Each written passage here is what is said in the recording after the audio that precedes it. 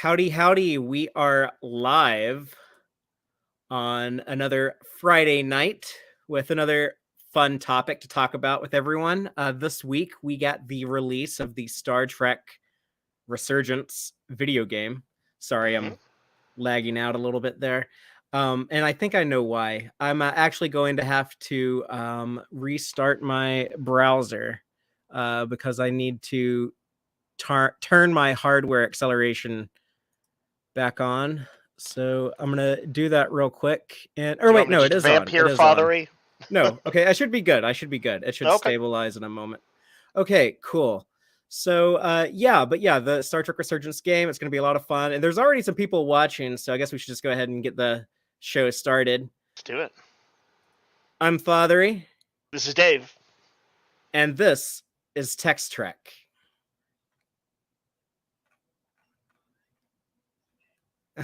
Sorry. Something is definitely laggy on my end. We just refitted the Starship Texas, so still working out some of the bugs. But okay. I think we are good to go now. Let's just take it back from the top. I'm Fatheree. This is Dave. And this is Tex-Trek.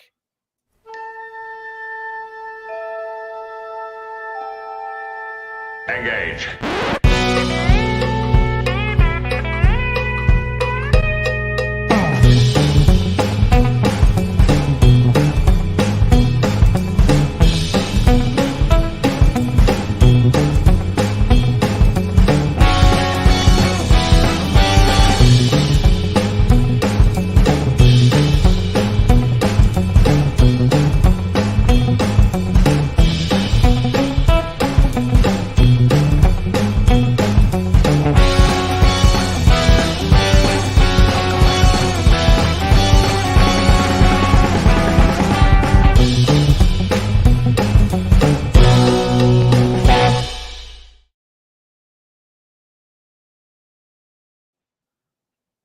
Welcome back aboard the Starship Texas for the 242nd installment of the Tex-Trek podcast, the home of Star Trek fandom from deep in the heart of Texas, where we take a deep look at Star Trek, old and new. And tonight we are talking about Star Trek Resurgence.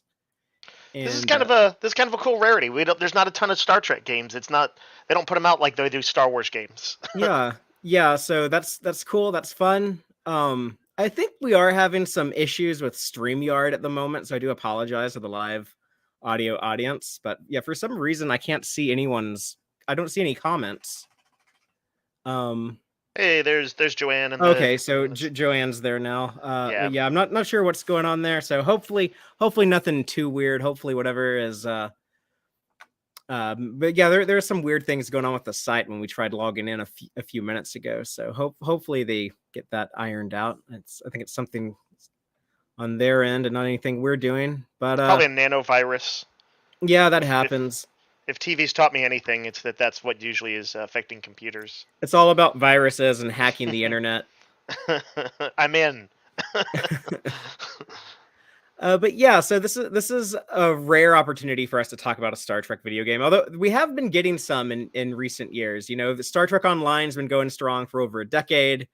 We got the Bridge Crew VR game recently, and that was a lot of fun. And I actually did a YouTube video review. I don't think we did a podcast episode on that, but there is a review on YouTube. And they also had that Prodigy game back in, I think it came out. Oh, right. Last year, but I don't remember exactly when. Yeah, kind of slightly aimed at younger players. But yeah, you got to play as Dal and name escapes me. Gwen, yeah. Yeah, and Dave, I actually did something that is odd for me, but I streamed my gameplay of Resurgence, and some people the whole thing. Yeah, all 12 hours. This is a short game. I mean, yeah, that's short, but that's a long stream. Not all at once. It was I played the game across 3 different 4-hour sessions, but okay. people tuned in and watched that. So I don't know if that's a thing that people. I know it's like trendy these days. Like yeah, no, it's out of my games. It's out of my wheelhouse, but I do know it's a thing that people definitely do. Yeah. But I don't watch content like that, but it's not hard to make. I mean, like, it'd be easy. I don't know, Dave, we've talked about like doing it like a co-op play of the Prodigy game. I don't know if there would be interest in if anyone wanted to watch us play that, but if anyone does want to see it, let us know, because that would be something that we could do. So Joanne was asking in the audience if I played the game too, and the answer is no, I have not played it yet. So I think the format we're going to do here, Fatheree, is I'm going to kind of interrogate you about it. Yeah, we're gonna do a debrief. I'm gonna drop a steady eel in your ear, and then you will tell me whatever you know about the game and where I can find Admiral James T. Kirk. All right, I'll see what I can do. But we're gonna kind of keep it spoiler light, I think. Yeah. I think the best thing to do, Dave, would be like if for like the first half or so of our conversation, we try to keep it as spoiler free as possible, and then maybe like some light spoilers towards the end, but I don't want to give too much away because I know you yourself have not played this game, but I think I would like to play this one. Yeah, I think you're probably likely to at least attempt it at some point in the near future. So yeah, I think that'll be the approach. We'll keep it mostly spoiler free, definitely for like the first half of the conversation, and then maybe some light spoilers towards the end, but none of the big reveals, nothing like that. Just some people like to go in totally blind, like they don't want to know like are there any cameos or anything like that. So I won't reveal too much of that until later. But if people do want to know all the secrets, you can always go watch the stream videos. It's multiple videos, but there's a YouTube playlist on the Tex-Trek YouTube channel. So if you want to watch the entire 12-hour game like that, you can do, and you get to have like Fatheree commentary because I'm talking about the game as I'm playing it. So that's not Fatheree. I'm gonna just cheat, ask a question. Did you like it? Yes, but no, I should have pretend you didn't hear that. Okay. What I should have done. Okay, this is like I got out on the YouTube. I'll fix this on the podcast, but what I should have said is, Dave, I'm glad you asked. I will answer that question in just one moment because we do have like a little bit of housekeeping and news to cover. But before we talk about Resurgence, I have to give a huge thank you and shout out to all of our lovely Patreon supporters. It means so much to us that people are willing to chip in and cover the expenses to keep the show running. That's not just this new hardware I've been talking about, but also the subscription expenses to StreamYard, which normally runs a little better than it was earlier today. But the website hosting, stuff like that. So it's really cool that I can ask people to help out with that stuff, and people answer the call. So huge thank you. It means so much to us.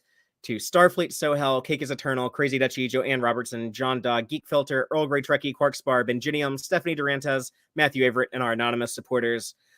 We love hanging out with y'all every month to celebrate your support in the monthly Patreon watch party. And we have one of those coming up very soon on May 17th. I'm sorry, that's old. I should have said on June, I think it's June 13th. Time travel is such a Star Trek thing. We could go back to the old one. The last one was May 17th. No, what I meant to say was we will be doing our next watch party in June, and that's going to be another birthday celebration. It's going to be June 17th. We're going to be celebrating Benjinium's birthday. If you come into the Patreon at the $6 a month level, at the Bridge Crew level, you get to pick any movie or two-parter, or I guess you could just do 2 episodes you really like. But any movie or two-parter or 2 episodes, and we'll watch that for the watch party in your birthday month. We had 2 Julys, so Benjinium volunteered to move his watch party up a month to June. But yeah, we're gonna do the DS9 season 3 two-parter, Improbable Cause, and The Die Is Cast. Those are the episodes. It starts off as like a murder investigation. Someone tries to blow up Garrick, and then it ends with this huge, massive, giant scale galacto-political conflict that involves the Tal Shiar, the Obsidian Order, and the Dominion, and peeks into both the backstory of Garrick, but also Odo getting to explore his connection to the Dominion early on, and that realization that his people are the founders. And so that's a really, really fun 2-part episode to enjoy. It's going to be a blast watching that with y'all in June in the Patreon watch party. Anyone can come into that. If you're a member, you can come in as little as $2 a month.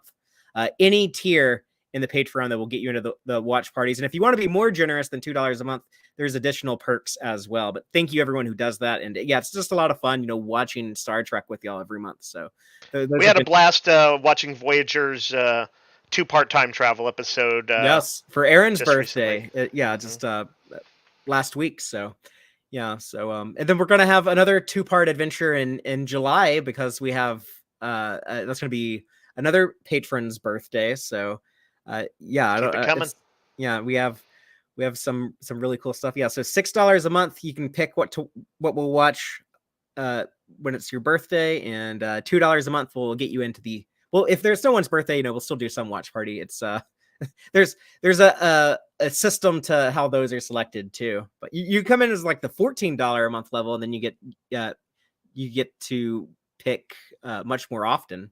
So you get into the regular rotation for when it's non-birthday selection. So right now we have Earl Grey Trekkie in there. He's probably gonna get the pick for August, but I don't know. So, but thank you everyone helping out there in the Patreon. Little bit of news to discuss. In addition to getting this game this week, there is also a trailer for Strange New Worlds Season 2. So right. Folks can go not only watch the gameplay of Star Trek Resurgence, but you can go watch the hour-long breakdown and analysis and reaction video that I did with Aaron and Rachel a couple of days ago, and that's on YouTube. But yeah, we go over that Season 2 trailer. We talk about what we're looking forward to in Season 2, some concerns that we have, but overall, very, very positive and very excited and eager. And I mean, the big thing is the what do you call it? It's the Lower Decks crossover was finally glimpsed in that trailer. Yes. So that's huge. I don't know when that'll happen. I think that's probably going to be towards the end of the season. But yeah, I mean, there's all kinds of cool stuff. We have Klingons that look what I would call like correct. I mean, you could also make the argument that it's incorrect, because maybe they should be TOS era flathead Klingons, but the longest running for sure. Yeah, they're gorgeous bastards. I just love freeze framing the trailers on the Klingons and staring at them. Smacking Spock on the back. Then there's more stuff with the Gorn, which I'm kind of concerned about. There's stuff with this Paul Wesley version of Kirk. We know we're going to have Una's trial.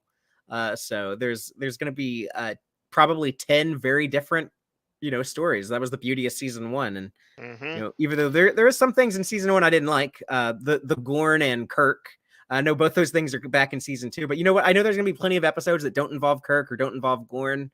And y'all got to let up off of Kirk. That guy's doing a good job, and I like him. And you're wrong. Well, I disagree, but I'm going into Season 2, wanting to like him. I'm rooting for him. And they've said that I've heard, but I don't know if I believe it. They've said that he plays Kirk extremely different in Season 2. That what he was doing in Season 1 that's not supposed to be his main performance. That was supposed to be like an alternate timeline version. I don't know if I believe that, but I hope that that's true.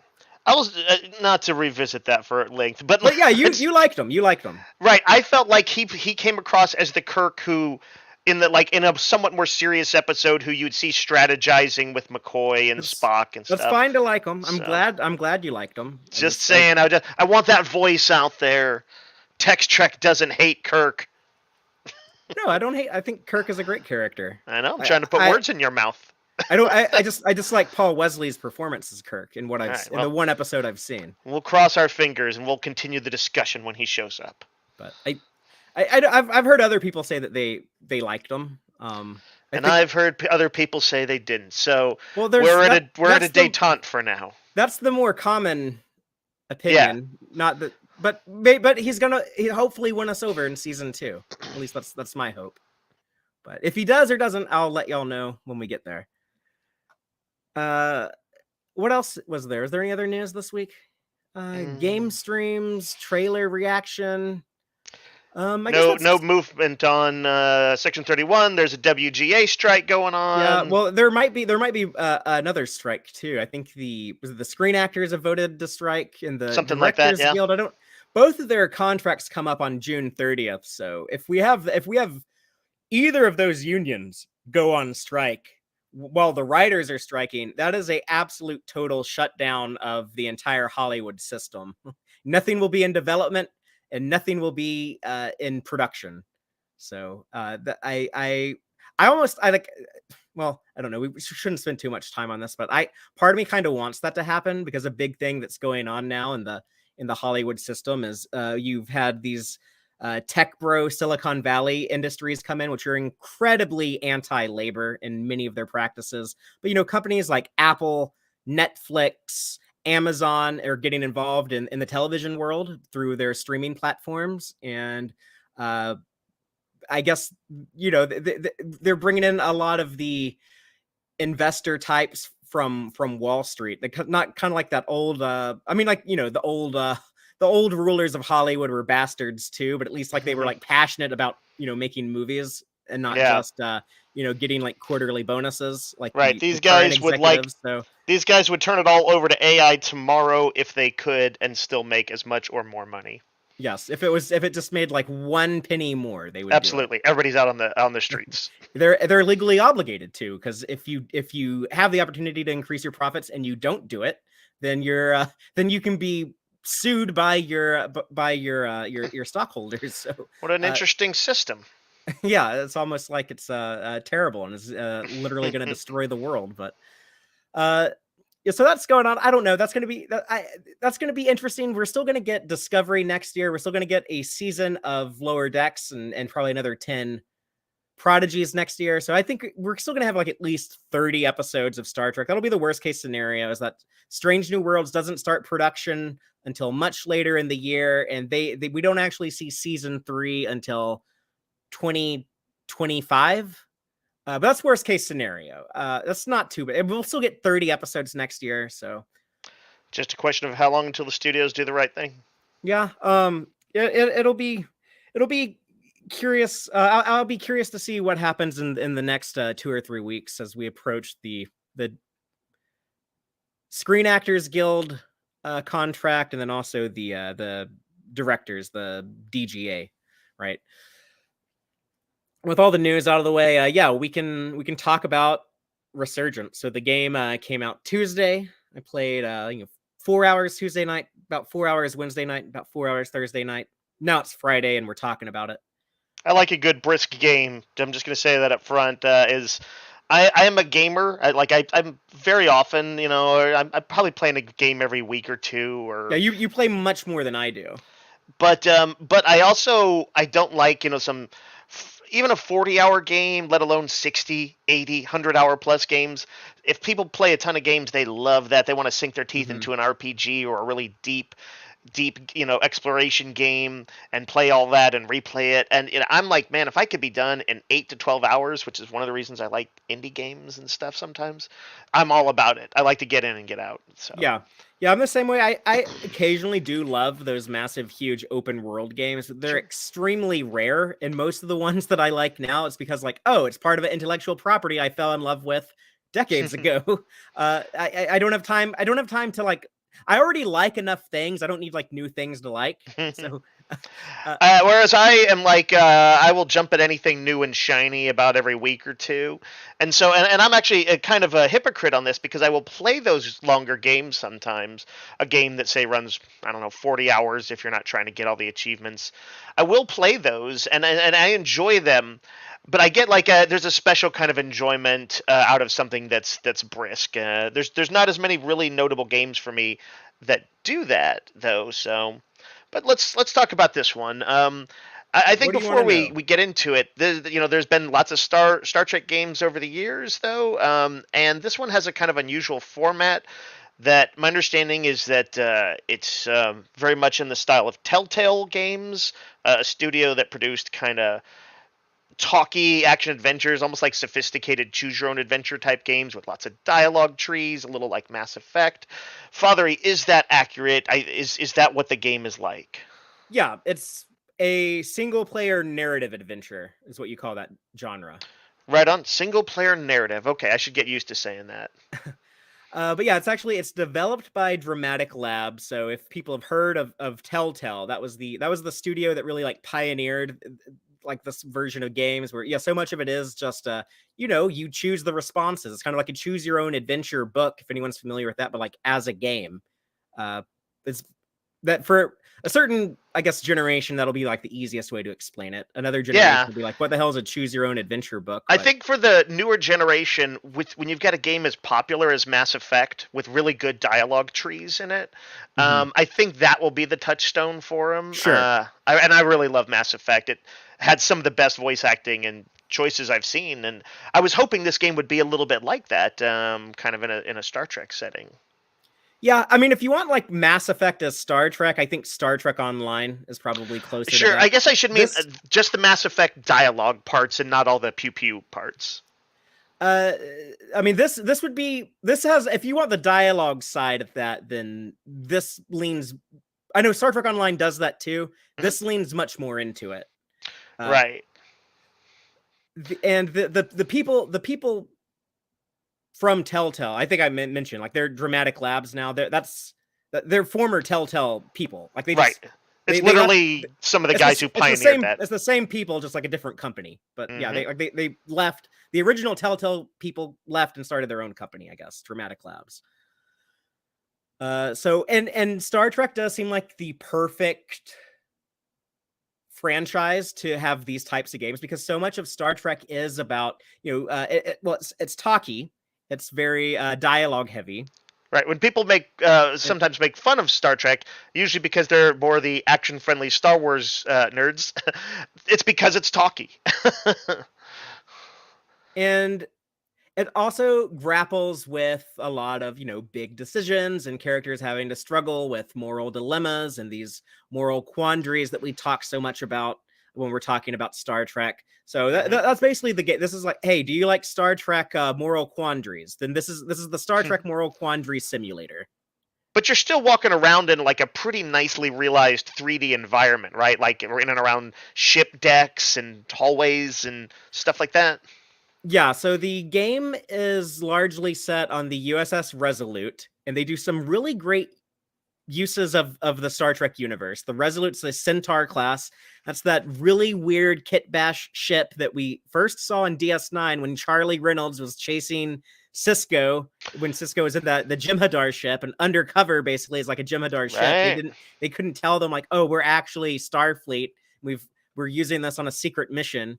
But that Centaur class it's a kit bash between the Miranda class and the Excelsior class. It's basically like the Excelsior saucer and then like the roll bar on the top of the Miranda, and then like two Excelsior nacelles attached to it. But it's a design I've always liked. We also saw it in Prodigy recently. It was that big battle in the Prodigy season 1 finale. The Centaur class was there, but the interior of the ship, it's so beautiful. It's so perfect. It really feels like you're in a Berman era Starfleet ship, and there's an insane attention to detail, because they know like the Star Trek fans are the ones who are going to pay attention. Like, oh, is this actually what a tricorder looks like? Oh, is this actually what a sick bay in 2380 would look like? It's very similar to Voyager, the Enterprise E. 2380, like where does that land in Star Trek terms? Like from first. Go ahead. It's the year after Nemesis. It's season 1 of Lower Decks also. Okay. That's a pretty good explanation there. I like that. Yeah, and again, we'll keep things pretty spoiler free for the next several minutes. Then we might get into like some light spoilers at the end, but just like, the basic premise of the game is that you have 2 playable characters you play as. One is the new first officer on the Resolute, Jara Riddick, and the other playable character is speaking of Lower Decks, he's a lower decker. He's petty officer, not even enlisted, not even an ensign. He's a petty officer Carter Diaz. And so half the game you're this Lower Decks guy who's getting bossed around by the chief engineer and stuff. And then half the game you are the first officer making like the big decisions on the bridge.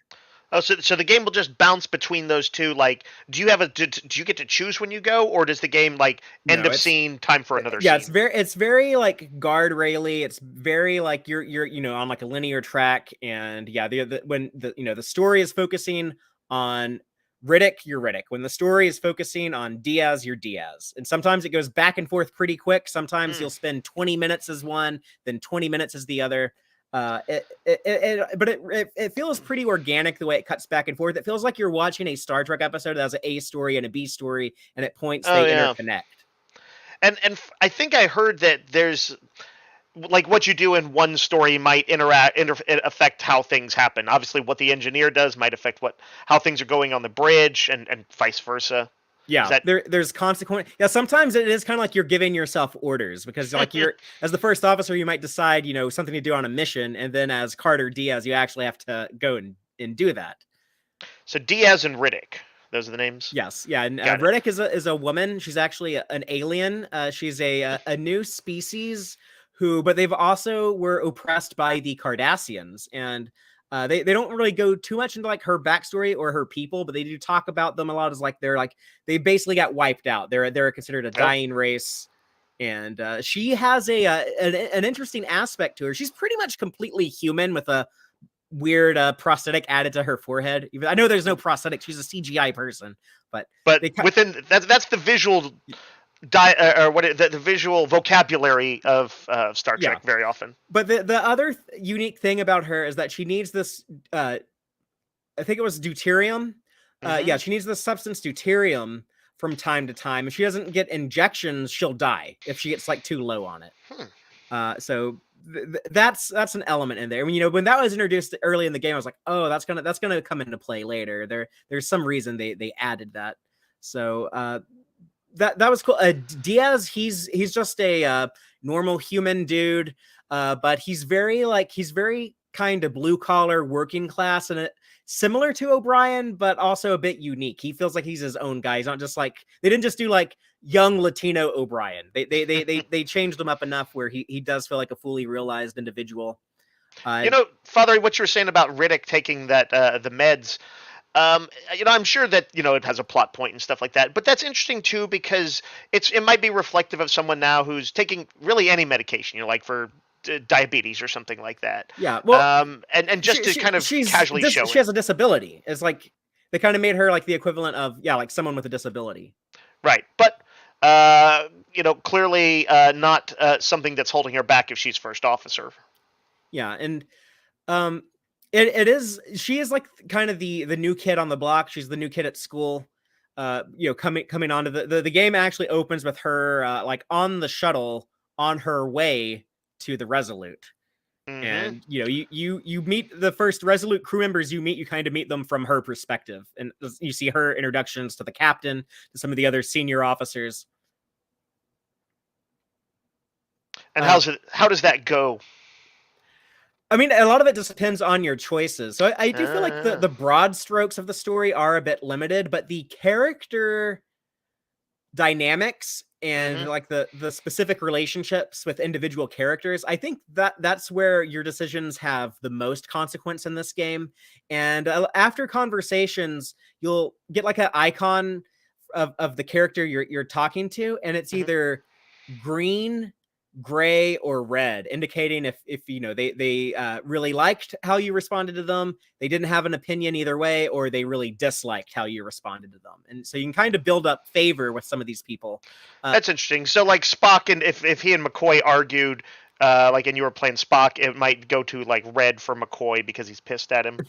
Yes, or you could choose like another option, and you could maybe make it go green, and then later depending on how people feel about you, they might be more helpful, they might be untrustworthy towards you. It all depends. So you do feel the weight of your consequences. I know that there's other games that use this format that I think probably have much more varied consequences in the grand scheme of the overall larger story. I think here, I'm pretty sure, like, however you play this, like, the good guys are gonna win. Like we'll talk a little bit more about the story in a moment, but like, like, I don't think there's like, like, I don't think you could like get like the whole ship blown up or get like the Federation destroyed or anything like that. So they can only program so many and write so many voice interactions, guessing what you're gonna do. Yeah, but the little things, I think can be very different, and that gives a degree of replayability to this game. Right, you can try out some other stuff or buddy up with someone else. I'm gonna play it again because it is only 12 hours. I think maybe I should wait a while, but I someday, if I ever I always talk about like things I'm gonna do on like this day where I have nothing to do, like that's never gonna happen. But I would like to like sit down and replay the whole thing in like 12 hours on a Saturday or something, and just see like how different I can make it. At the same time, I say that, but I also know that I will want to make a lot of the same choices because I sometimes I take stuff like this a little too seriously, and I really try to think like, no, what would this character say? I'm trying to like play as this character, right? Or what would a Starfleet officer do?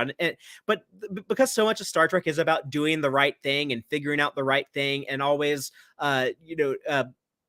doing what's compassionate is going to appeal to the greater good, the goods of the many, all of that stuff. It really is the perfect sandbox for these types of stories, because it's really is, this game, as much as it is like, a gameplay, it's to me, for what I get the most enjoyment out of it is just kind of it's a story delivery system. A little different from reading a book or watching a movie or something, but I mean that's what I got out of it the most was the story. Right. I suppose in a way it's like you're reading a Star Trek novel with interactive elements. Not so interactive that you can change the whole book around, but interactive enough that you can make some fairly notable decisions and feel like you are walking through that novel and kind of participating. Yeah, and so, if any of that sounds interesting to people and y'all, play games, I recommend, checking it out. We might get like a little slight light spoilers, like things that are like in like, like the trailers for the game and stuff. So if you don't want to know anything else, then, you probably just come back and listen to the rest of this later. But, if you're still here, I think we can like get into like the story of the game. Sure. Dave. I've heard it's got a solidly deep story.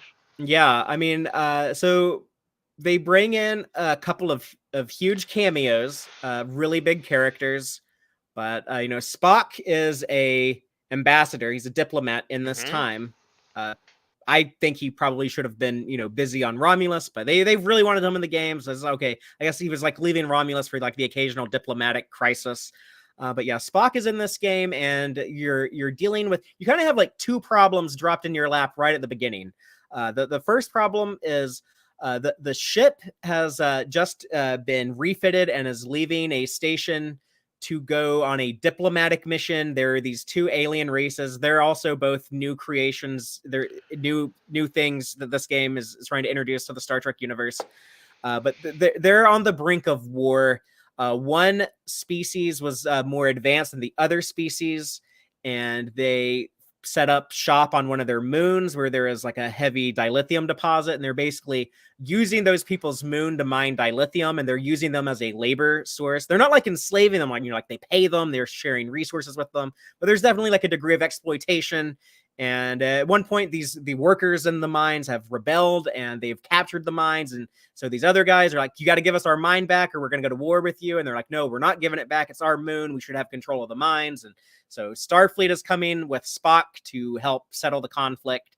That's going on. Also, for whatever reason, the like largest ion storm anyone has ever seen has also like just appeared in this system. So what's going on with that? And are these two things connected? And that's basically the premise. Okay, that sounds pretty solid. It's interesting to me that the game, despite having Spock in it, it doesn't sound like it's like exactly a nostalgia fest. It sounds like they wanted to create some new lore. No, it's definitely a new experience, and that was, I guess, like a little bit of something I wasn't quite expecting playing the game, and also we'll talk about this later. There is a prequel comic. I don't know if it's technically a prequel because the comic did release first. All 5 issues of the comic came out first. So technically it's not a prequel, but there's a tie-in comic set before this. Okay. And one of the things in there is like, man, like these characters, like, why don't I don't know them. It's like I kind of wanted there to be like, can we just have like Data like, show up or just something to kind of get me it's a little hard to just walk in on a completely new crew sometimes. Yeah. And they weren't exactly like super colorful. They didn't just kind of pop immediately. And I was like, am I going to like any of these people? But no, what it is they're very subdued and nuanced. But one of the things that they do really well in the game on a technological level is the graphics are good. They're decent. It doesn't look like a new AAA title or anything, but it's good graphics, and the character moment, like the character acting, like the facial expressions and things like that are spot on. Every now and then there'd be like, I think, oh, that's a little funky, that animation, the way that character is running down that corridor, or like, did that guy just like, did his hand just pass through the table? What's going on? But for the most, aside like those occasional anomalies like that, the animation I think was very, very on point, because the important stuff to me, I think the most important thing was the expressions, what would be acting if they were physical actors, but animators have to understand all those acting things too, like when to have like a long pause before a line of dialogue, or when should someone break eye contact, right? When should they have like an intense stare without blinking, like that type of stuff was very, very, very good. I believe all of the notable Telltale games that I heard about, one they did based on the comic Fables, a Batman one, Walking Dead, those kind of things, none of them were exactly known as graphic powerhouses.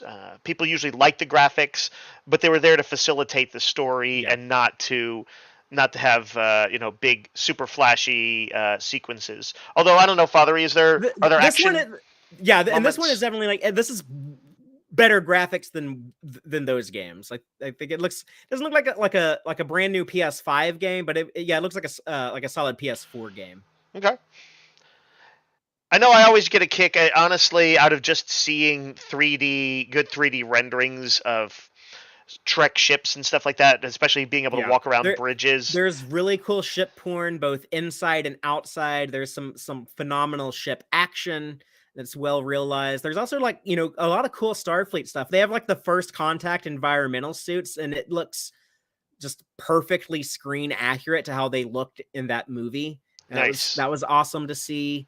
They like anything that like already existed in the Star Trek universe, they just copied and pasted that. The only things they created was like when it had to be like something new.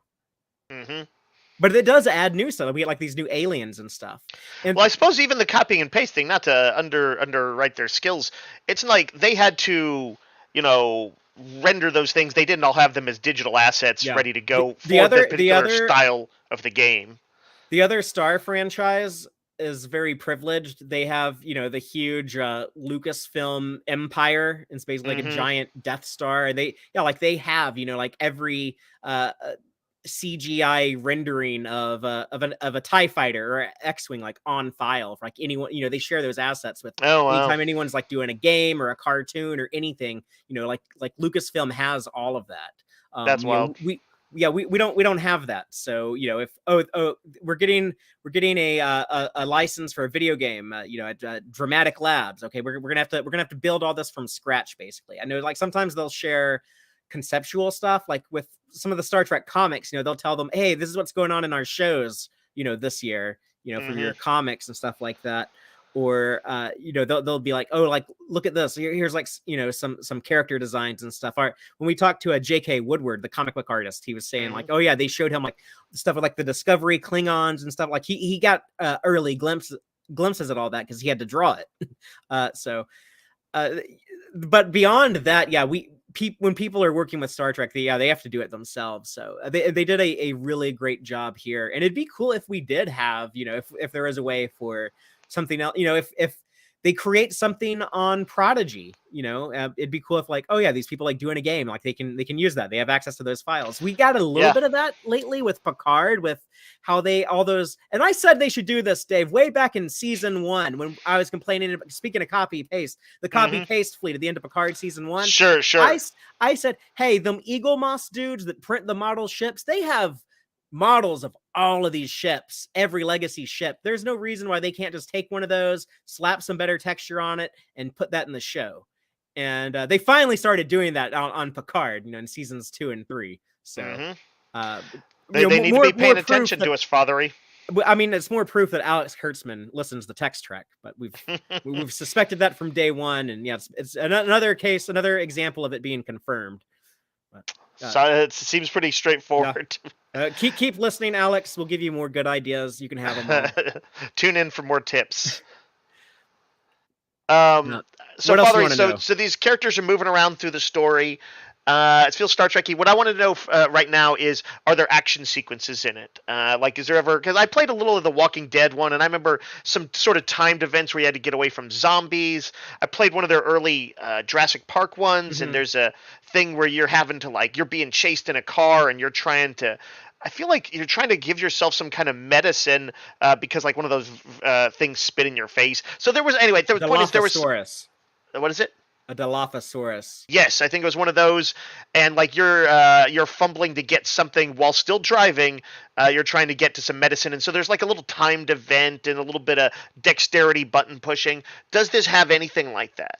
Yeah, there are a few action sequences. It's not like super combat heavy, but unfortunately, you do get into some sticky situations that you have to blast your way out with a phaser.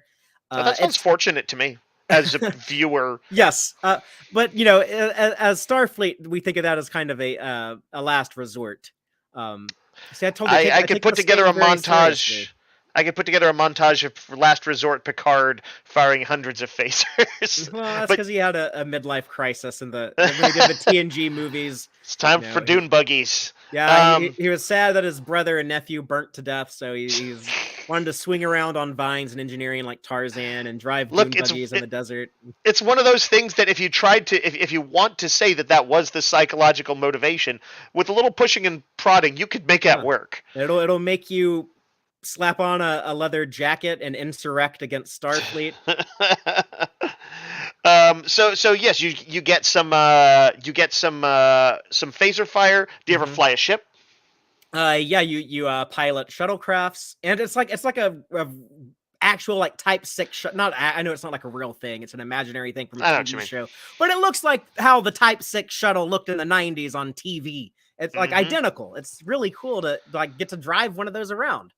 In the phaser combat, it doesn't feel like you're like a badass. Like sometimes I love Star Trek Online, and before I talk about like the phaser combat, I do want to acknowledge Matthew Averett, one of our patrons, giving a very generous super chat of $10, and he's asking, does anyone remember the Armada games? Personally, I wouldn't mind a modern Armada game for console. Just saying, I remember those, Matthew, but I didn't actually play Star Trek Armada, but I'm aware of what you're talking about. Dave, did you play Armada? I saw it played, but never played it myself. This was closer to like a real-time strategy or fleet combat maybe games. I think it was a ship combat game. Yeah, ship combat. And I remember they looked pretty cool. Like that's the other side of Star Trek. It's the kind of action adventure, submarine warfare, tactical side of it.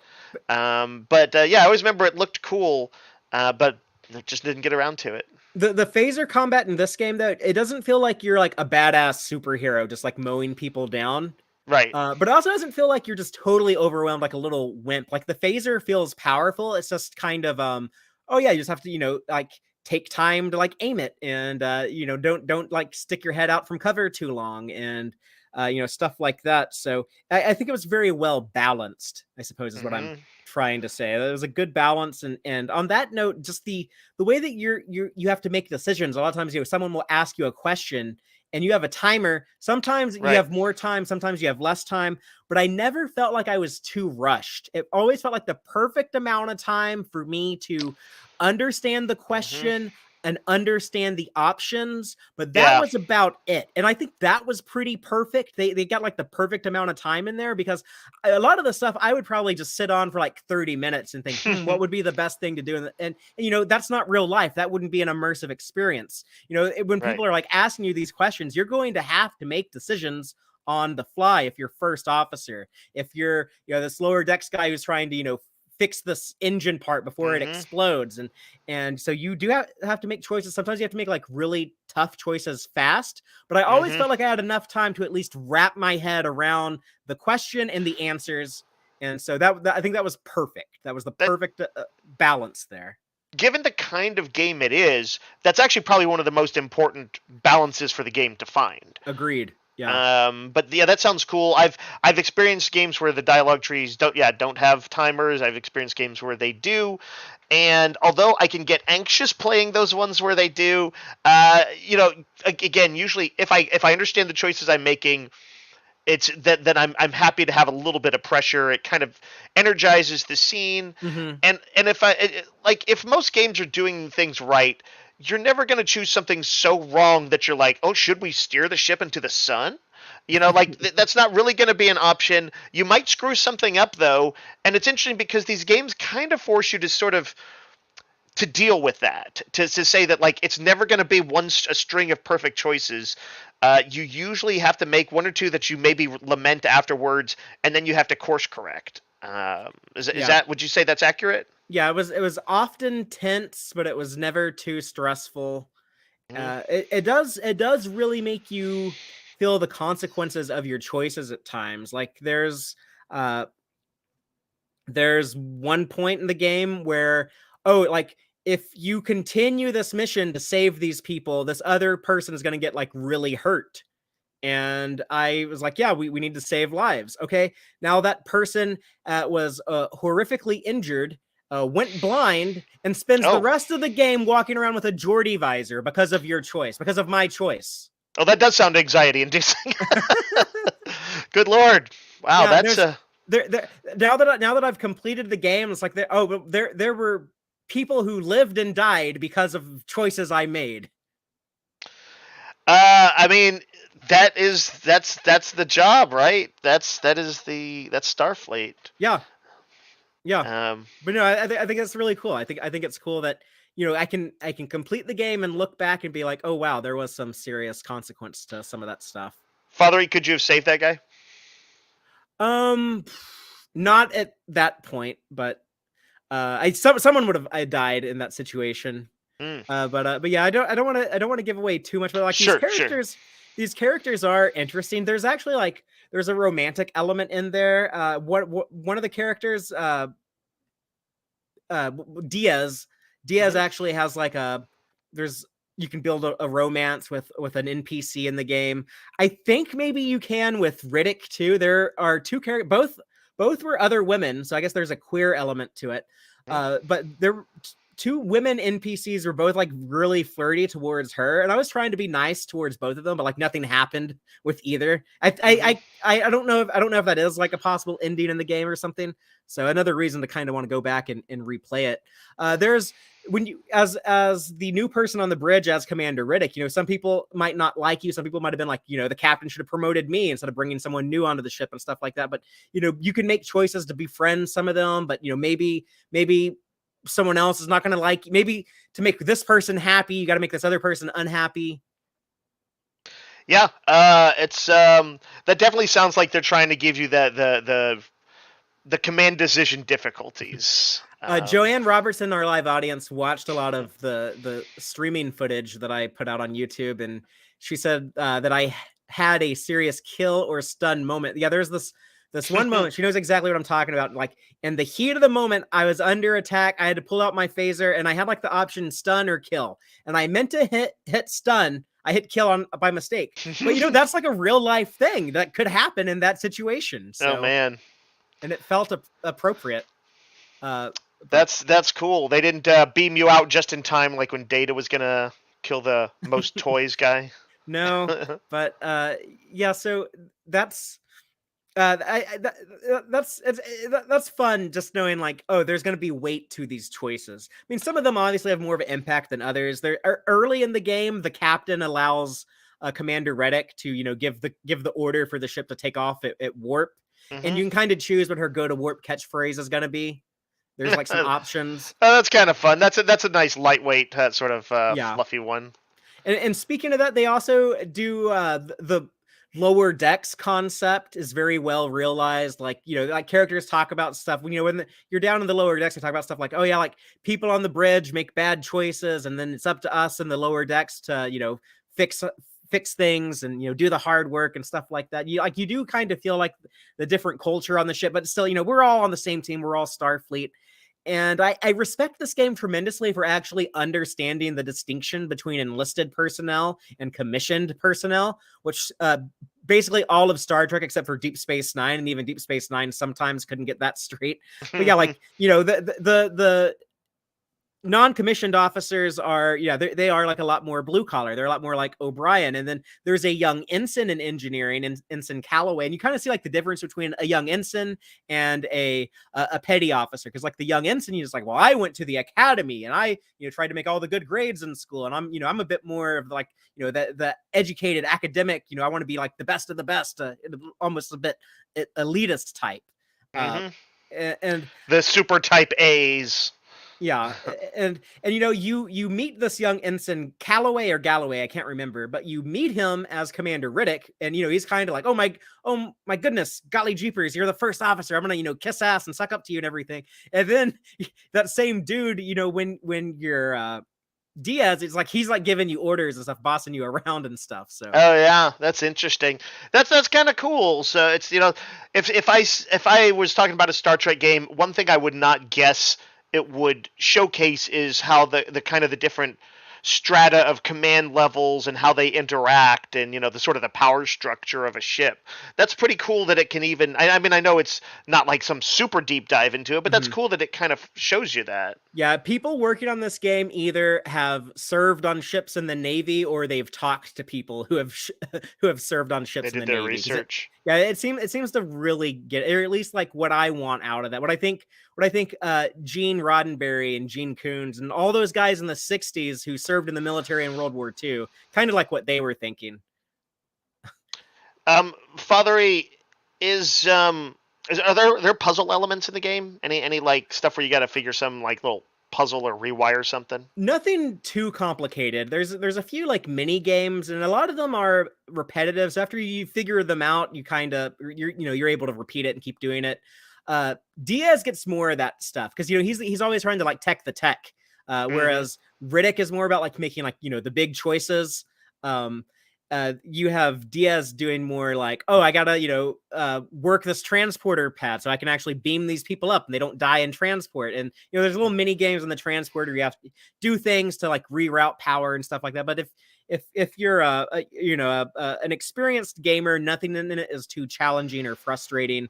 A lot of it's also just like scanning with your tricorder, but they found a way to make that not that boring. I don't really like games where you have to scan a lot. Like I was frustrated the first time I played Metroid Prime. I know you like those new Metroid games, but in like 2001 or 2002, whenever like Metroid Prime came out, I was all excited for it.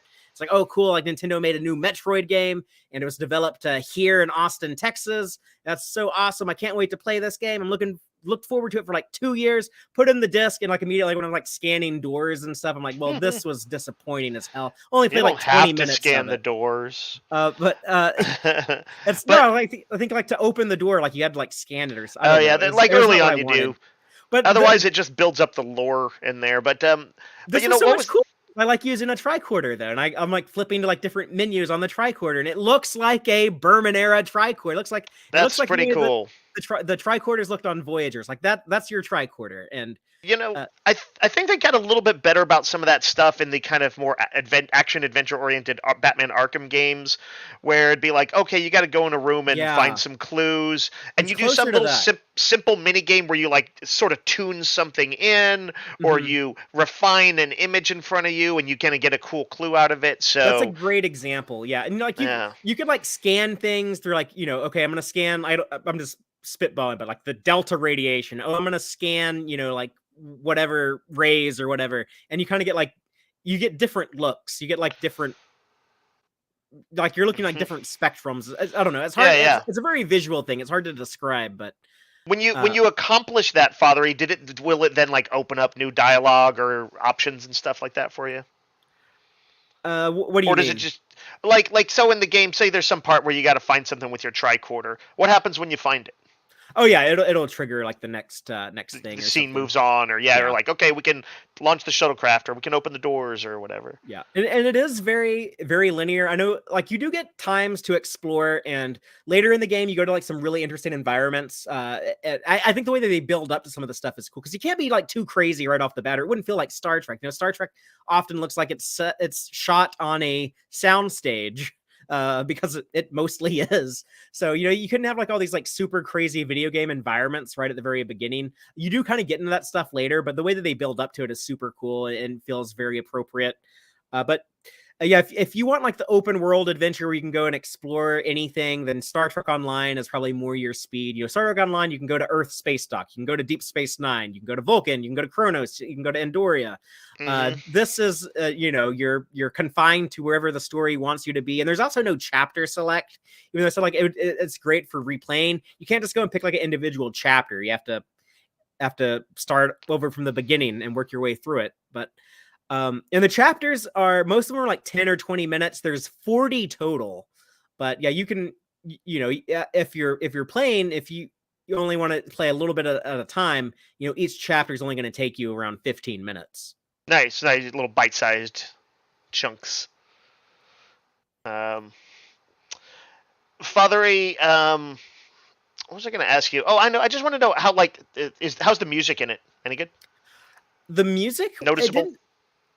It doesn't always really stand out, but there were a couple of moments where I was like, damn, like the score is like really good. It always felt like appropriate, but like there were times where it got a little like James Hornery. It didn't like copy the exact notes the moment I'm talking about. It does at one other point, but we're in like this really weird alien environment. And it reminded, this is kind of what it sounded like in Wrath of Khan when they beamed down to SETI Alpha 5. And then there's another moment where it's like, this is kind of like, like Ron Jones, like early TNG when the music was a bit more dramatic. It's like this has like some strong like Ron Jones vibes to it. So it always felt Star Trek. Nice. It seems like from what you're describing, this would be like if I were to compare it to Trek things that already exist, movies, TVs, novels, that it's almost more like playing through a novel because I think the story runs a little deeper than maybe a single episode would. Yeah, it feels like it would be like a small movie, if that makes sense. It either feels like a huge episode or a small movie. Okay. It felt like if they were going to do like a Star Trek movie with mainly new characters and with it's only going to have like a $80 or $90 million budget. It should have an unlimited budget though. It's but you know what I've noticed. Well, no, I'm just saying like the number of characters, the number of sets, the number of like that type of stuff would be like a little limited. One thing I did notice, we've probably talked about this before, is like, they did Buffy comic books at one point, and they definitely did without a budget, we can do anything. Let's have this spell that makes Dawn 20 feet tall or 50 feet tall. It didn't feel like the TV show. It felt, and then it didn't feel like the TV show because you're mentally you're like, that's not a thing that happens on Buffy stories. Yeah, this always felt Star Trek, except for with two instances, and that's with the. Two of the new alien races, they didn't exactly like, I wouldn't just think Star Trek if I saw like a picture of them. I'd be like, oh, they look like generic sci-fi video game alien. They look like they could be in Mass Effect, basically. I remember reading this was weird. It was a novel that was I think it was set in the Kelvin setting, right? And the novel was, I think, written before the movie had come out, and you can tell it doesn't quite know what it's going to be like. It doesn't know how kind of pop those Kelvin movies would be, and the aliens and stuff in it, they felt more like the Star Trek aliens in the books I read in the 80s were, which is to say more like some people who were fans of sci-fi fiction, kind of the deeper cut you get in more serious, slightly more hard sci-fi, how they would describe aliens. And I was like, this is so weird because I know this is supposed to be the Kelvin verse Kirk and Spock and stuff like that, but the aliens they're running into are like sort of serious aliens. Was that like... Is that like how the aliens you're describing here, where they just don't quite feel like, Trek screen aliens? I'm trying to figure out what book set in the Kelvin universe came out before the movie now, because I don't know if it came out before. I believe it only came out. I believe it came out after like the second or even third movie. It was a delayed release. It was a weird thing. Yeah, that was like Alan Dean Foster, I think David Mack wrote. Yeah, there were several books that were delayed for a few years. Yeah, that's right. It was like Alan Dean Foster, and that's why I wasn't surprised. Those were written after the first movie had come out, though. Oh, was it? If I remember Man, correctly, yeah. But they were delayed for a long time. Boy does it not really quite get the voice down. But anyway, not to sidetrack onto them. Anyway, it wasn't that they were bad. I was just like, there's a weird mixture of tones here. Yeah. And the aliens were part of that. I remember it. I was like, oh, this is an interesting alien. I don't know that it feels Star Trek-y, but it's interesting. Yeah, no, they didn't look Star Trek, but like their culture and stuff, like it made sense within the Star Trek universe. And to be fair, all 3 animated Star Trek shows have all had creatures that look more unusual than these people. But I suppose the more Star Trek things there are, Discovery and all the newer shows, animated, short Trek, the broader what we think a Star Trek alien is, the broader what that definition will get. Yeah, but the coolest stuff in the game for me though is when it like brought the familiar things I never thought I would see again, when it like brought them back. Like, who the hell ever thought there'd be a Centaur class ship in a video game? Like that's insane. Like, that's very specific, and it's the main ship, you said, right? Right, and a lot of like dedicated Star Trek viewers probably they couldn't tell you which ship is the Centaur class. It's not a class ship. It's not like it's like a popular. It's not like it's like the Excelsior or anything like that. It's like it's a bit of a deep cut, and there's a really awesome character who shows up in the game and becomes a big part of the story that I was thrilled to see, that I was not expecting. And it's someone from season 1 of TNG who we haven't seen since then. But it was someone who I always thought was cool ever since I was a little kid. Oh, wow. And I'm like, holy hell, this guy is doing like all the cool shit I always knew he was capable of. So this is not just like Harry Mudd or something like that. This is like a character that has not been recreated since then. That's cool. I like that. Yeah, so that was a lot of fun. We also get to come across Riker in Command of the Titan, which it was funny. I'm playing the game. I'm like, oh look, it's the Titan, such a beautiful ship. And then thinking like somehow this is going to turn into the Enterprise G at some point. And I was like, that still does not make sense in my head. There's the Titan, the Titan A, the Enterprise G is all the same ship. But yeah, I mean, that's what it is. That's canonical. That's the reality. So. Now, a few minutes ago, Matthew Averett asked just whether it's a game worth playing. Yeah. And I think we're probably going to say that you liked it. But before you get to like, I don't know, sort of like summations or maybe into slightly spoilery stuff, I did want to quick ask, what didn't you like, or was there stuff that frustrated you? The only thing that bothered me in the game was it got a little glitchy a couple of times, which was unfortunate. The one recurring glitch wasn't too big of a problem. It happened maybe less than a dozen times over 12 hours. So it happened less frequently than once per hour, I guess. But I have to assume some of that stuff is going to get patched. We're like week 1 of this game.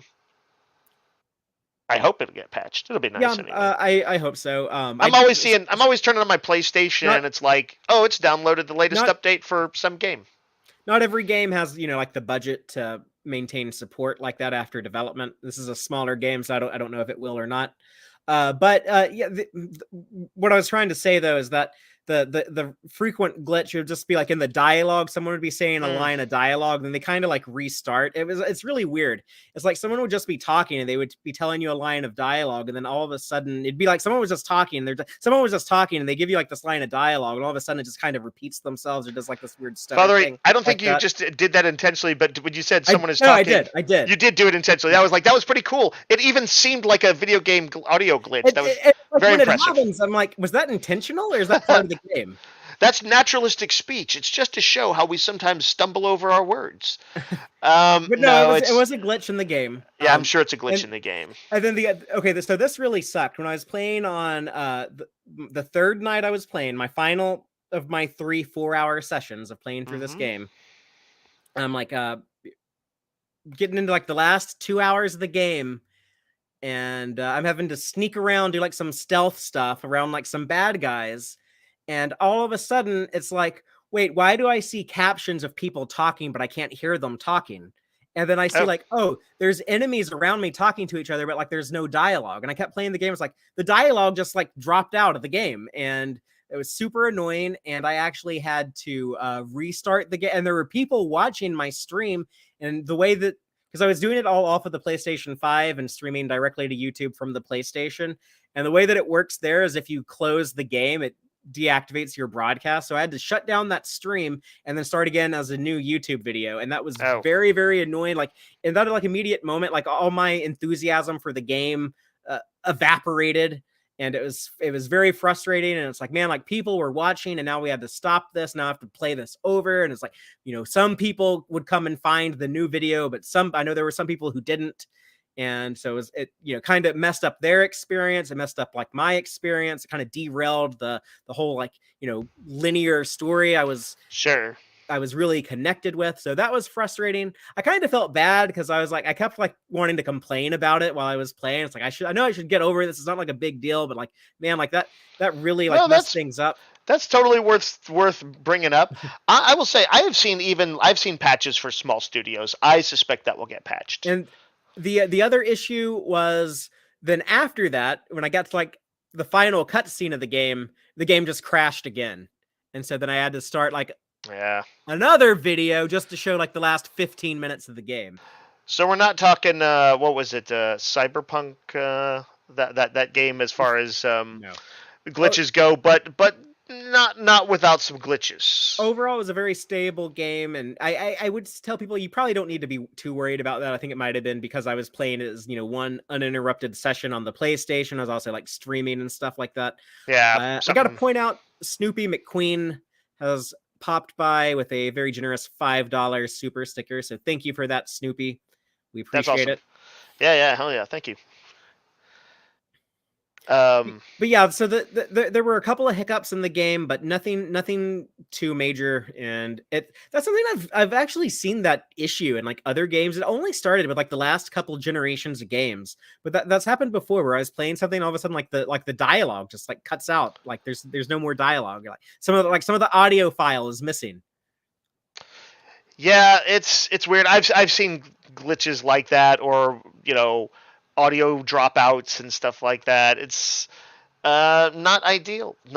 Sometimes they release games a little bit early, or maybe it's just like got some compatibility issues with some of your hardware. I don't know. But beyond that, there is nothing frustrating in the game. I didn't get stuck and you're like, oh my god, I'm never gonna get past this board queen. Like, the first night I played, after about 4 hours, I got in like a room and I was like, what? I've scanned everything with my tricorder, right? What the hell else is in here that I need to scan? But I was like, I've been playing for like 4 hours. I'll probably just like call it a night and come back tomorrow. And then like when I came back the next day, I found it like almost immediately. I was like, oh yeah, it was like right there. Like I don't know why I didn't. That's such a classic video game thing. You put it down, you come back, and the thing that you had just been banging your head against the previous day, you just knock out in your first encounter. I don't know, like, there's something to be said for being fresh. There's another instance that came later when I was walking around this planet. We beamed down to this planet to investigate something. I'm like, what do I have to scan now? And like Joel was in the audience. He was like, try that crystal up there. And like, so he was like trying to help me like, keep track of things I hadn't scanned. So thank you to our regular viewer Joel, and Joel also helped out when the game crashed. He was sharing links to like the new video on the socials and stuff like that. So thank you, Joel, for helping out with that. Fatheree, I was just now looking it up. I was curious, speaking of the difference between AAA titles and smaller ones like this. If I'm not mistaken, this has a somewhat lower price point. Instead of being like $60, it's or 70 like these days on the 60 or 70. It's more 70 like on the PS5 and Series X. But yeah, this is a $40 game. So right. So yeah, and I bought some really great indie games over the years for like $15 or something, like as a starting price. So this is that somewhere in between. I mean, more polished. I think it justifies the $40 price point, but if you wait a year, this game will probably be $15. That's true. But people should buy it now so that they make more of these. Yeah, that's one of the things I want to get to. I want to ask you if there's any spoilery stuff you want to get into, Fatheree. But then if not, I don't know if we're kind of like getting towards wrap up thoughts, and also I want to know if you kind of like would like to see this format again, and like if so, kind of what areas of the Star Trek universe you think would be fun to explore with it. Okay, well, I'm gonna go into like a little bit of light spoilers now. I'm not gonna give away like too much big stuff, but some light spoilers here. The character I mentioned that I was really hoping I would see again, that I always wanted to see again and never thought I would, and they made him such a awesome badass in this game. Mm-hmm. The Ferengi episode, The Last Outpost, the terrible episode. We all hated how yeah. the Ferengi were originally introduced in the Next Generation. Season 1 of TNG, it's rough. But Portal of the Takan Empire, that last Guardian of the Takan Empire, who was there kind of judging the Ferengi and the Federation both. Yeah. He returns in this game, and wow. he is season 1 of TNG, they couldn't show what actually was the capabilities of the Takan. They were supposed to be this. They were described as being godlike during the height of their empire when they controlled the galaxy. And so here, through their last Guardian, you would think, okay, this is only but a mere fraction of their power. And it's wow, this guy is so badass. He's so cool. He's almost scary how powerful he is. And yeah, and he's going to either like you or dislike you based on how you interact with him. And so that was really cool. Joanne agrees that he was badass. Yeah, that is pretty cool, and that is a deep cut, man. Yes. That is that's pretty out there. And he looks like that same design. He's got the big Christopher Walken hair going on. He's still got his big spear stick thing. And they treat it all serious. They weren't this is the 21st century. People aren't gonna buy this dumb 80s shit. It's no, they took all of that and they made it look badass in a modern day presentation. And I love that. I love that shit. Yeah, that's a big thing for me too, Fatheree, is I'm you don't have to we saw how this was kind of played out with superhero movies and things like that, where with the early X-Men movies, they were scared to do costumes, and I'm they joke about it. They made a joke about it, and I'm you actually go out in these things? What would you prefer? Yellow spandex? Mm-hmm. Little knock at the fandom there, but and yes, you cannot just quite do a cheap leotard like you would have in a high school theater production. I think we all kind of knew that, and so but yeah, let the designers go to town, and then you get the MCU, and I guess they've had some success with that or something. But that's just a random example. It's I like when you don't nudge nudge wink wink wasn't that hokey. Instead, take something old, maybe slightly recontextualize it, but without making fun of it. Find what's cool about it, lean into the cool stuff, and update it. And it sounds like they did that. It sounds like they did a really good job of it. Yeah. So I was very happy with that. And then I guess the other light spoiler thing that I'm going to throw in there, I don't want to give too much of it away, but there is a little bit of there's a little bit of onboard paranoia, where it's who do I trust these other people on the ship? I don't want to say exactly what it was, because I kind of have a fun time speculating what the hell could be going on here. But it's that made it a lot of fun. And plus, you're the new person on the ship as Riddick, so you don't really know these people that well. And you don't really know this captain, who we haven't talked about it at all, but Captain Solano, he's kind of a tough nut to crack, because as I'm playing the game, I'm okay, this guy seems like he means well, but he also seems he's kind of ambitious. He seems like he can be a bit of a rule breaker. Is he a rule breaker like Kirk? He'll break the rules, he'll steal the Enterprise to go get Spock, but he's still, for the most part, a Boy Scout? Or is he more of a full-on Admiral? And do I need to trust the captain? Should I disobey orders I don't agree with and go against them? What should I do here? And so that was also a lot of fun to play that. And it felt like something from Star Trek. It felt like you're in a Star Trek story.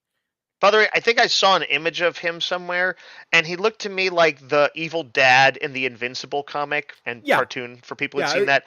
He's got kind of a big mustache and the salt and pepper hair and all that. He looks like Shax from Lower Decks. Yeah. He looked a little intimidating and scary, and I was like, oh, that's good. That's encouraging to hear that there's kind of a little bit of this aura of what to make of this guy. Yeah. If I was going to cast this in live action, I think he could still pull it off at his old age now, but Sam Elliott is ideally Sam Elliott 20 or 30 years ago would have been perfect. Right. Interesting. Yeah, that's who I'd go with. If I couldn't get him, I guess J.K. Simmons. He can do the salt and pepper stash. But yeah, so that's cool. That it kind of has that who should I trust, who should I not trust type element to it as well. That's cool. So any other reveals you got for us, Fatheree? Little light reveals? I don't know. Anything that jumped out as like, oh, this might be a fun little tease for people to know about? Well, some of the ideas they come up with were very unique, but they were like, okay, that is like a really cool idea to have in the Star Trek universe. Like, at one point in the game, some characters have to escape a ship, and there's no escape pods on the ship. So it's like, oh, I guess we're gonna have to build an escape pod out of junk we find in the cargo bay and ride it out. And so okay, like they do that and so stuff like that. I was like, yeah, like that's kind of cool. Getting to know these new aliens. You know, you get to meet some characters on both sides, and you do kind of have an opportunity to choose like which group you want to support, that you're going to side with. At the same time, though, you become friends with some of them on both sides, and you know, you kind of see both points of view. So it for sure has that Star Trek element represented in the game too, where you know, you kind of take like a more nuanced look at situations. It's not always like black and white, and you know, trying to approach everyone fairly and compassionately, and be empathetic to their situation. Yeah, so. I like the sound of that. I think I'm gonna maybe get this week, Fatheree. I kind of wanna play it. Yeah, I think it'd be, you know, for you, Dave. I think this is more a game for what you would be looking for than for me. But I mean, I loved it myself, and you know, I like a good short game too. I like a linear story focused game, and I love the $40 price point. I think that was a fair price. So, Fatheree, if they were to do a follow-up to this, let's say it didn't have the same characters, although, well, I guess I don't want to ask you too much because I don't want to ask about how things came out, but what other areas? Like, you've got to, like, want to be able to walk around on DS9, right? I would love to go to, yeah, if they made a sequel to this and, you know, maybe have some of the same characters, some new characters on the Resolute, or it could be a different ship, doesn't have to be the Resolute. But I'd like to see them go to DS9 and let me walk around that station. You know, give me options. Have me have like a dialogue with Quark and Morn. I don't know how. I love. If anyone out there plays Star Trek Online, if you have not gone to DS9 and talked to Morn, dude, I don't even want to tell you what it is. But go to DS9 and talk to Morn. It is awesome. Yeah, I was very very happy when you told me about that.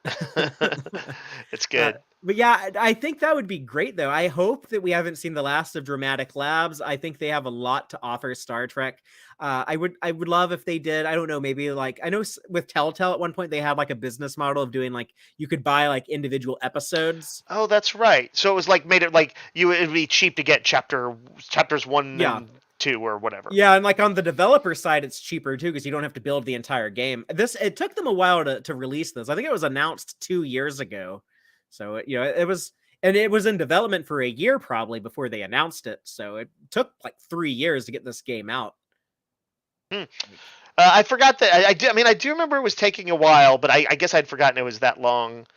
But it's not like it's particularly, at least as far as this part goes, it's not like it's reliant on like, oh, it ties into something on Discovery or Strange New Worlds. It's its own thing. So. No, and for the most part, it doesn't really take much from any of the new shows other than some, like they definitely, like they mentioned the phrase lower decks more than we used to say before the last few years. Right, now it's kind of part of the understood lexicon.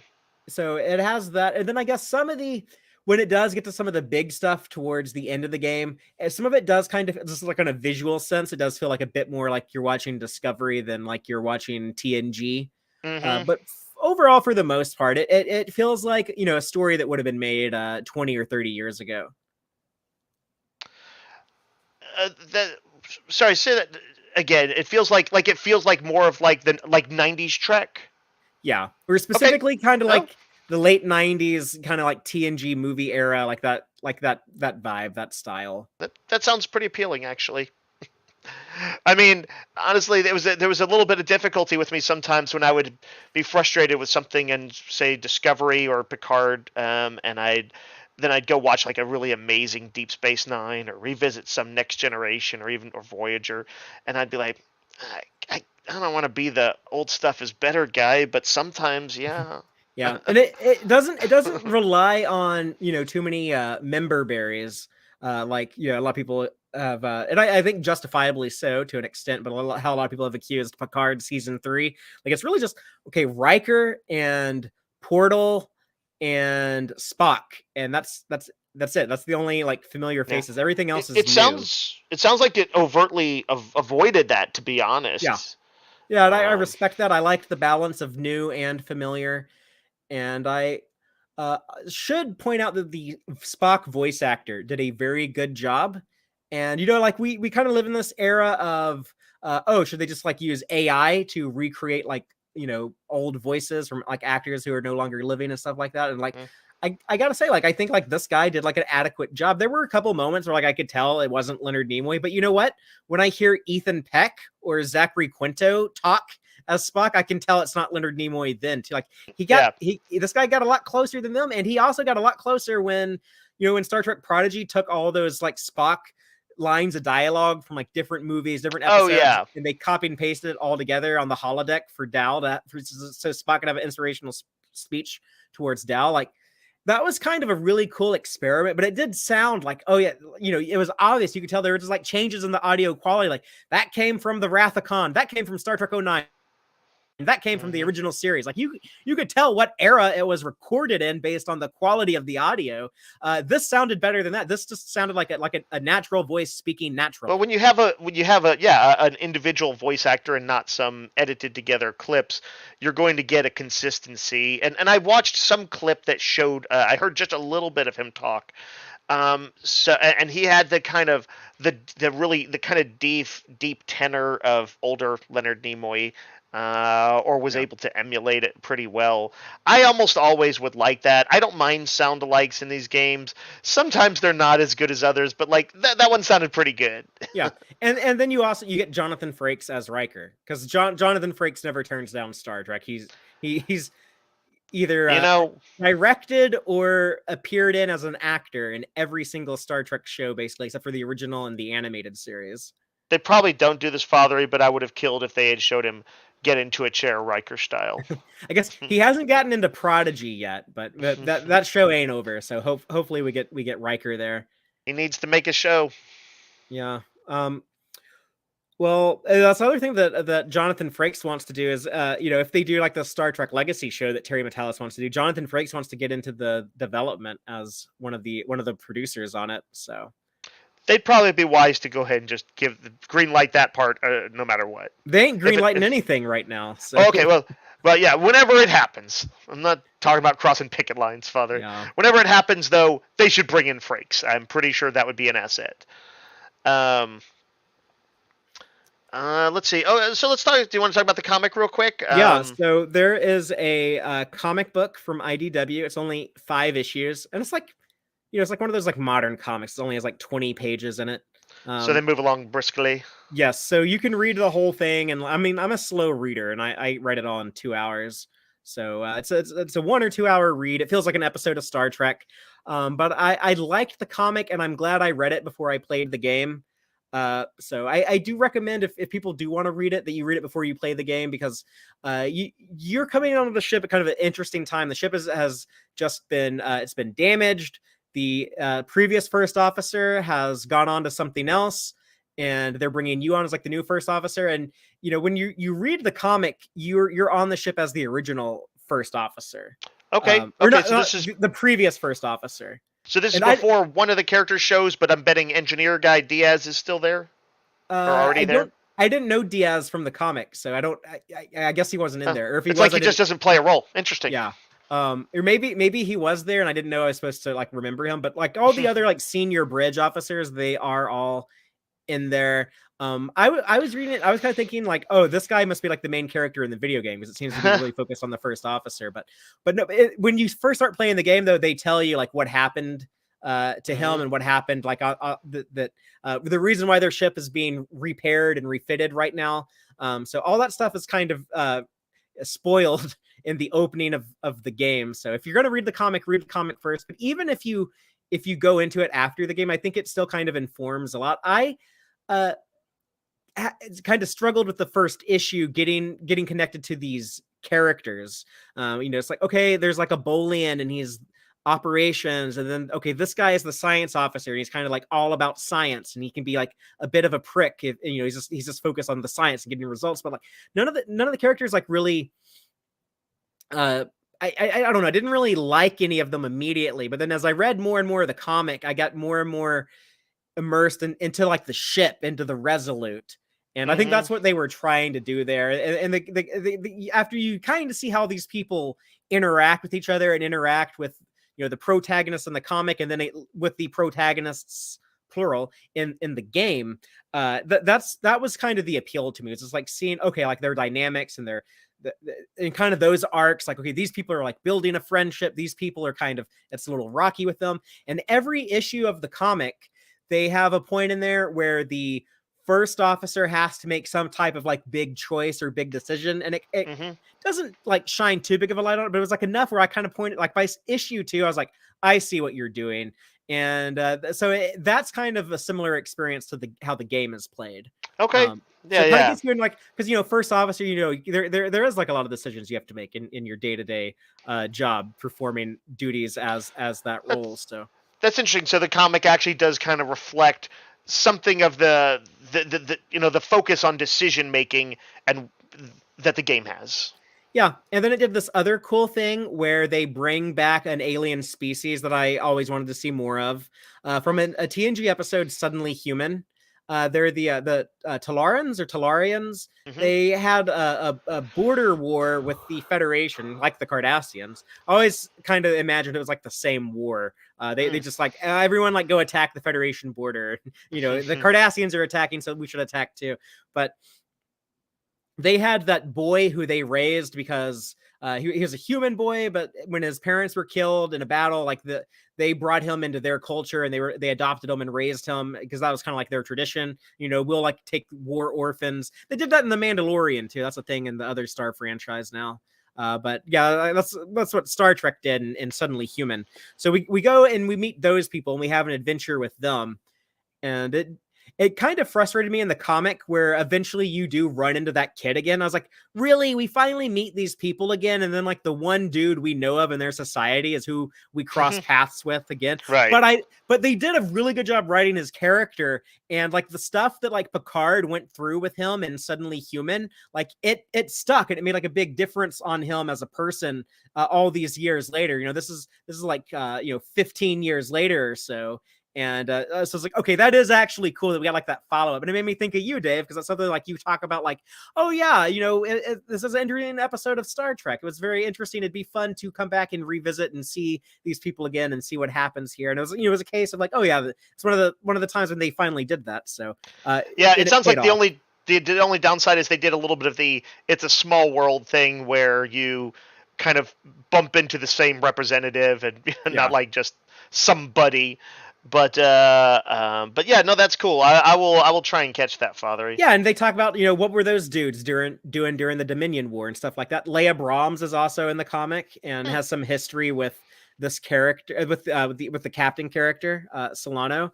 And it was also cool to see, like, oh yeah, Leia Brahms is probably not married to Geordi, and someone else is the mother of those girls, because we've all agreed, the entire internet has collectively agreed that was a really creepy relationship, and we don't want to see Geordi and Leia Brahms together. So that felt like a big win. I know, like, the comics and the games, everything, it's like this is all non-canonical, but it's still fun to see it represented there. And what else about the comic? The first issue, it was, and Dave, I think you even tried the first issue back when it came out a few months ago, but yeah, I can see like the first issue could be like, it's a little hard to get into. It starts off, very dry. It's very dry. It's very stuffy. There's a lot of like, oh, they're talking about, like a new strand of dilithium that was just discovered. And why does it have like this atomic structure that makes it work better in warp reactors and stuff like that. So it kind of gets into some of the, like the weird, like technobabble territory of Star Trek. A few of the early IDW comics did that, and what I remember is like they tended to do a thing where, like, if I kind of saw it through, stayed the course, they usually got pretty solidly satisfying. But yeah, it's sometimes I'm like, you gotta remember to have a little bit of that human element that sort of draws you into a Star Trek story. Yeah, so I do recommend the comic, though. I was very happy with how it ended. It was a fun story. It had a great ending. There were a couple of times it kind of made me scratch my head. And there's one thing in particular about the ending where it's like, man, I loved this ending, except for like this one thing you mentioned here on like the second to last page. Like, why do you have to throw that in there? But now that like I played the game, I'm like, okay, they needed that in there so that it made sense in the game. I kind of get it. Can't blame that too much on the comic. So it was a fun comic. I don't think I'll ever reread it. Maybe if I replay this game in a few years and I want to revisit the comic too, maybe then. But yeah, I'm glad that I did read it before I started the game. Okay. And I have those issues, Dave, if you want to read them. Yeah, I'd actually probably like to borrow it from you. I think the trade might be out by now. The 5th issue came out, I think, a month ago, so the trade should be out soon. Sometimes they jump into those pretty quick, so that would be handy. Ideally, you would want the trade out before the video game hit. So. Yeah. I know who we can talk to about that. If we're done talking about Resurgence and its tie-in comic book, I should let everyone know what's going on with next week's show. Mm-hmm. But we're going to have a guest on the show. We're going to be talking to Heather Antos. She is currently the editor of the Star Trek comics at IDW Publishing. That's the name of the company. Awesome. IDW Publishing. What's their exact title? I don't know. I'm gonna say yes. It's a IDW. IDW. Yeah. I know. Like to some people that means intellectual dark web, but like to the comic book world that means the IDW comics. They make the Star Trek comics. They make some really damn good Star Trek comics lately, especially. So I'm gonna be excited talking to her. There's some great stuff going on in the comics. We got like Ben Sisko coming out of the wormhole, like back from the Prophets. Like that's a comic now. And a year or so back, we had a really good comic that was all about told from the perspective of Grudge from Discovery. I mean, that's a nice wide variety. That's a span of styles there. Yeah, so we're gonna talk to her. We're gonna talk about comics. Dave manages a comic book store. We're gonna try to have Aaron on the show. He draws covers for these IDW Star Trek comics. I'm a pretty devoted comic book reader. So yeah, I think that'll be a lot of fun. Yeah, we can get the inside scoop. I don't know if we'll be able to ask her about upcoming stuff or, like what it's, I'm sure just talking about what it's like wrangling a property like Star Trek and she's going to have stuff to promote. Yeah, it's going to be good. Things she wants to talk up, I'm sure. Yeah. So I'm really looking forward to that. And if there are things, other than the shows that y'all want us to talk about, like, right now we have kind of like that rare opportunity when like we're bombarded with so much new Star Trek content, so many new shows, so many new episodes. It's, it's kind of rare when we're like, hey, let's talk about some of the other things. Let's talk about the video game. Let's talk about the comics. So Fatheree, it's time to do an episode on something truly cheesy. We need to talk about what characters we ship or something like that.